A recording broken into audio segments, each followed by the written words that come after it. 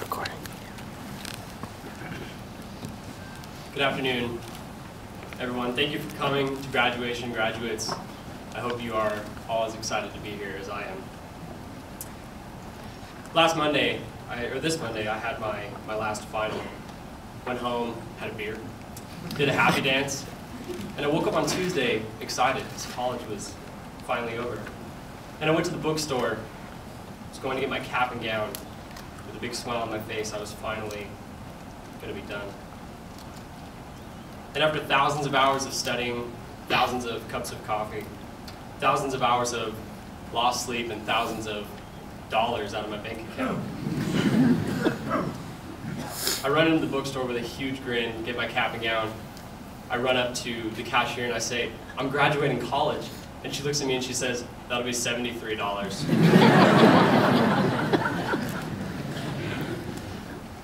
Before we get started here today, I think some thank yous are in order. First, for the faculty and the staff. You guys forced us to develop just an absolute rock-solid work ethic.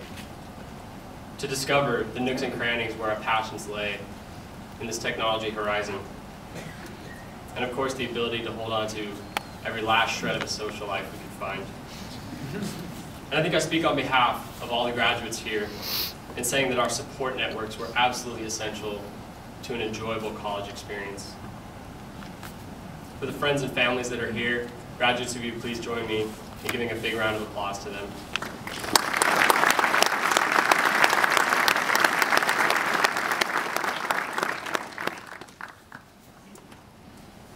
Today is a great day for us. A great fork in the road, not necessarily in what we're going to be doing with our life, but rather in choosing the way that we're going to develop ourselves into active contributors to society. Now, the bar for your life is not going to be defined by this degree. No, just think 50 years from now telling somebody that the only thing you have to show for your life was this graduation. Today is simply the starting line. And for the next 5 minutes, I want to talk to you about one important concept that I think is very true, namely, how business and engineering people is much cooler than engineering electricity. I'll start with a story about what I feel to be my most valuable experience here at NC State as an undergraduate. And that's with the EEP, which is the Engineering Entrepreneurship Program. And it's under Dr. Steve Walsh, who I owe a lot for really challenging me to not be complacent with my career goals, the way I wanted to live my life. Thank you, Dr. Steve Walsh.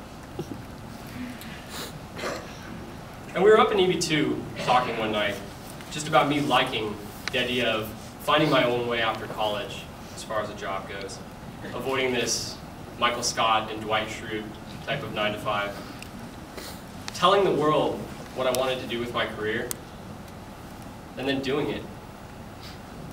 And we were talking specifically about businesses that have really changed the way we live our lives as humans. This is your Google, your Facebook, your Yahoo, your Twitter.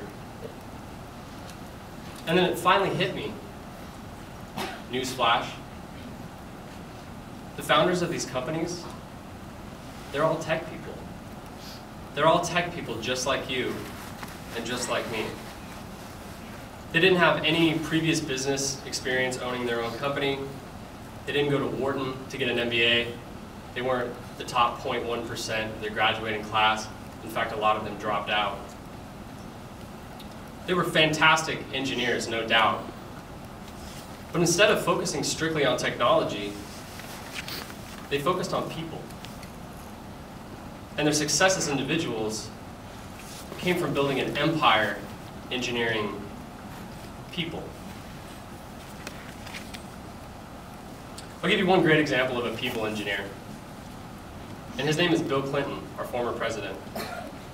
Now, he didn't come from much, wasn't a rich family, but after graduating from Oxford and Yale, he definitely had the typical politician package.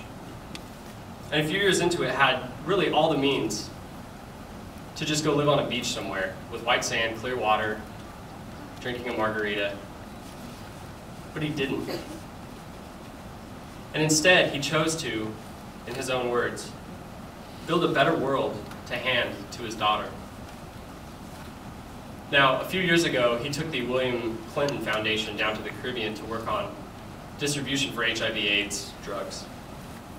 And just in the first week being there, found that there were 2 suppliers of the drug, and that it was costing each person $3,500 per year. And they said, well, that's funny because it's $500 a year in America. And the reason why it was $3,500 in the Caribbean is because the suppliers got together and said, we want to charge this much. So they did. And just overnight, the amount of money they could pay for one person's medicine now covered 7 people. And in a few more months, after working with the business model of these suppliers, the supply chain and the government behind it went from a very low volume, high margin, uncertain payment system to a very low margin, high volume, absolutely certain payment system. And the price dropped to $190 per year. And I'm happy to tell you today that the price sits at just $100 per year a few years later. Bill Clinton took a jewelry store and pretty much turned it into a grocery store. He didn't engineer medicine. He wasn't a chemical engineer, didn't work with supply chain. It wasn't his background. Bill Clinton engineered people. And the result? The amount of money that purchased medicine for one person just a few years ago now covers 35 people. Now, Bill Clinton has what I call a massive sphere of influence. This is just the raw number of people that recognize his name, know what he does, his humanitarian efforts, and respect him for it. And he used this sphere of influence to take advantage of a people engineering opportunity that was just screaming to be fixed. Now, I can't expect all of us to take on things as big as Bill Clinton, but we can definitely start small. And I can tell you assuredly that being around here tutoring students in EC 200 is just as important as the man that just bought the rights to have his name on the new library. So I'd urge you, sitting here in the class of 2009, to pick something important to you and utilize this sphere of influence to see it through. Become an entrepreneur and work on engineering people. And the results, I can guarantee you, will far outpace anything technology will ever have to offer us. We absolutely have the capacity to make the world a better place, just one action at a time. By waking up every morning and making a commitment to ourselves to recognize the greater causes happening right here in our backyards.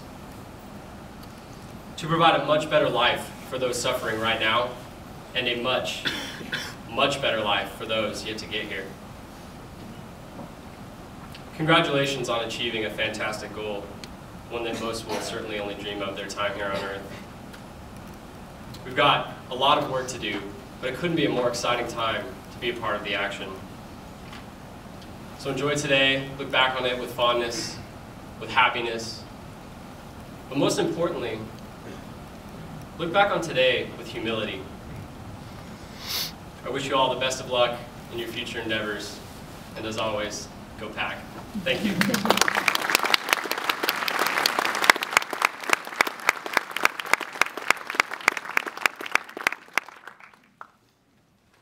We'll proceed next with presentation of the doctoral degrees.